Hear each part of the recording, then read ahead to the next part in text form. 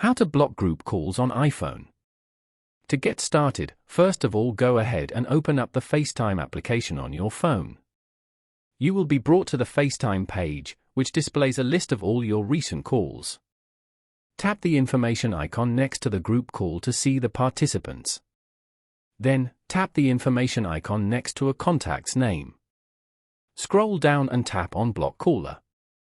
As you can see, a confirmation pop-up will appear. Tap on Block Contact to confirm. Repeat these steps for each person in the group that you want to block. Now, go back to the home screen and open up the Settings application. Once you're here, scroll down to the end and tap on Apps. You can view all your phone apps over here. Scroll down the main list until you find and tap on FaceTime. Inside the FaceTime settings, scroll all the way down and tap on Silence Unknown Callers. Now, turn on the switch for Silence Unknown Callers. Now, your iPhone will automatically silence all calls from numbers that are not in your contacts. Following these steps, you can easily block group calls on an iPhone.